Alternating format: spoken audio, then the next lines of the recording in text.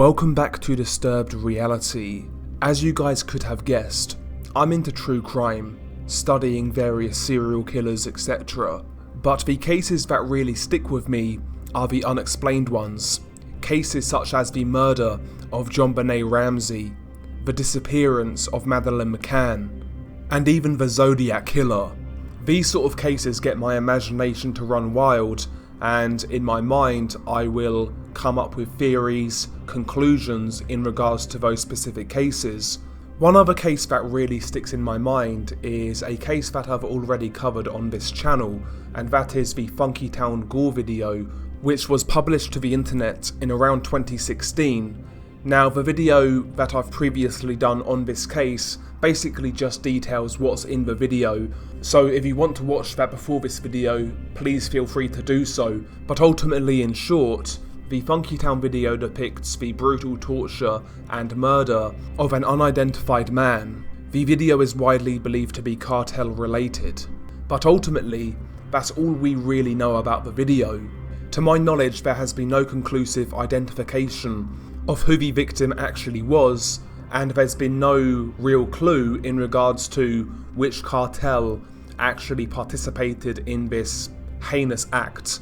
Now, as I mentioned in my previous video on this case, I never watched this video in preparation for this channel. I watched this video probably 3 years ago, basically by mistake. It was on my Twitter feed, believe it or not, and I was stumbling through my Twitter feed, I clicked on it, I watched it. For whatever reason, I didn't click off, and at the time, the nature of that specific video definitely disturbed me. Now, I've always been somebody who can watch those sort of videos for the most part and not really be too affected. I'm not sure why that is, but that's the case. But that video in particular definitely got to me at the time, just really because of the visceral nature of it and also the sounds in that video. That's what kind of freaked me out at the time. But as time goes on, you kind of get over it. And looking back, it's not really the visceral nature of that video that disturbs me so much anymore, or the sounds of the video. It's more so me not knowing who the victim actually was, and what he did to be in that situation, and who the perpetrators were. To me at this point in time, that's the thing that disturbs me most about this video. Not so much for the visceral gore or the sounds of that video, but more so not knowing who that victim was and why he was there. For whatever reason, that just sticks in my mind with this specific case. And there have been other cases in which I've covered like that, such as Chechclear.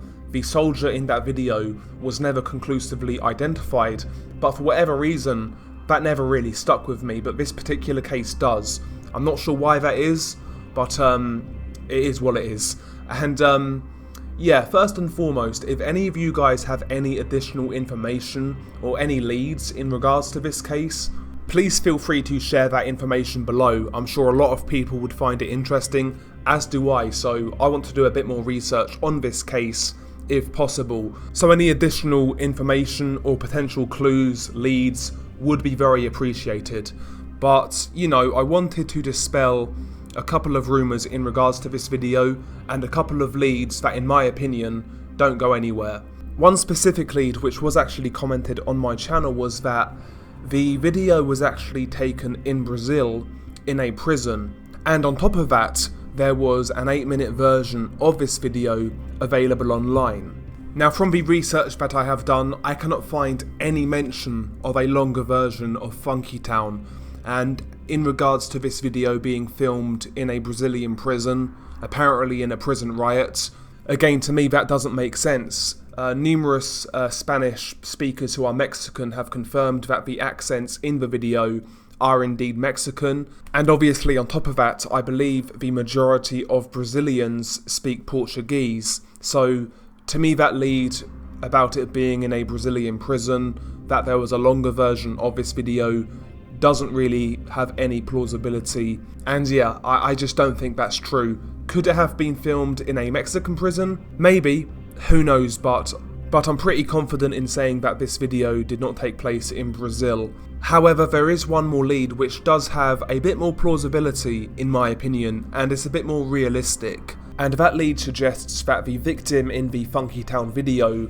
was a Mexican student by the name of Julio Cesar Mondragon. In 2014 there was a mass kidnapping of Mexican students in Iguala, Guerrero, and by the way, this case is probably worth a video in itself, so I won't cover it in too much detail, but allegedly what happened was there was a coach full of students which got intercepted by the local police force. Eventually, for whatever reason, the police force opened fire on the coach. 6 people were killed in the shootout, and 2 further people's human remains were identified, and those 2 people were also part of the student group on that coach. So we know there's been 8 confirmed deaths in this tragedy, but what's worse is that there are still 43 students that have not been accounted for. Allegedly, the local police force took them into custody and then handed them over to the Guerrero's Unidos cartel, and more than likely those 43 missing students are all dead. So this whole case, in my opinion, is probably worth a video in itself because, you know, it's unsolved. There has been arrests in regards to this case, but to my knowledge nobody's been found guilty and nobody has seen prison time, which is absolutely insane. Now, from what I read online, there are numerous theories in regards to what happened and why it happened, but I think I will leave that for a separate video. I need to do a lot more research about this case, to be honest. And yeah, honestly, I've never heard of this case.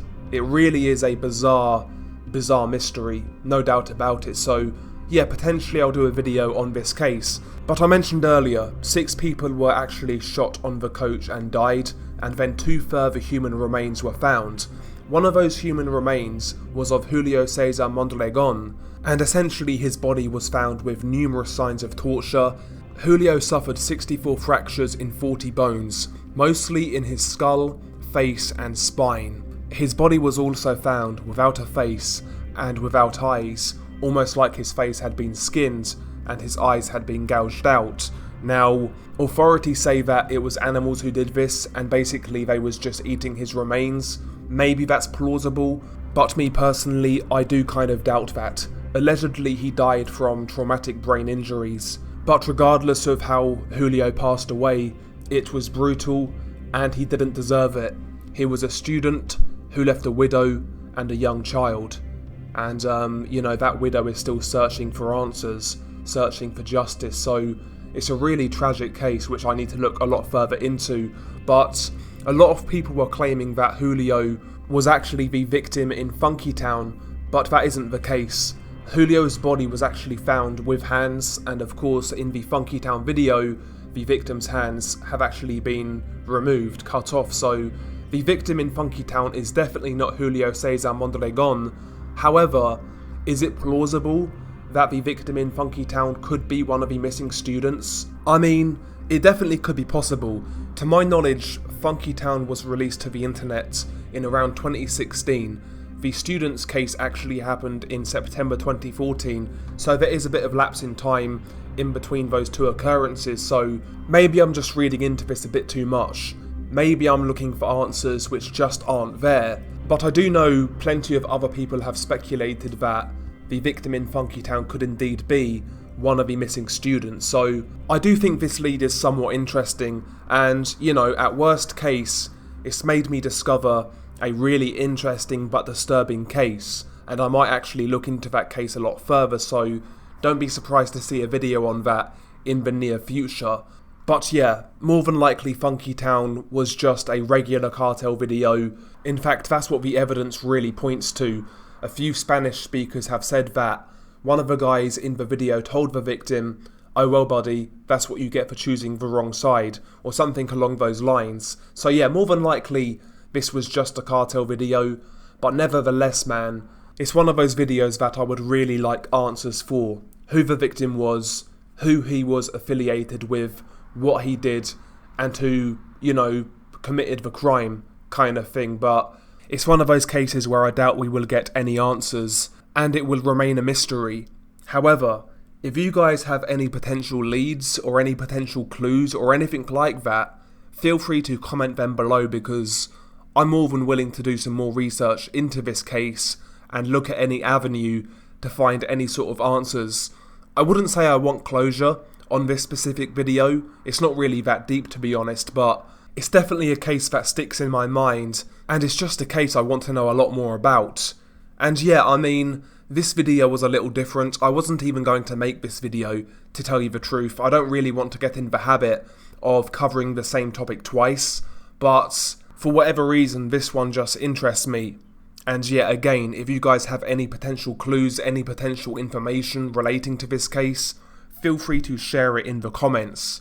And yeah, hopefully you guys enjoyed this video. I hope you guys don't mind that I've covered the same thing twice, but rest assured you will continue to get varied topics in the future. This video really was just for me, if I'm being honest, and I know that's fucking selfish, but it is what it is. And yeah, share your thoughts below, and I will catch you on the next one.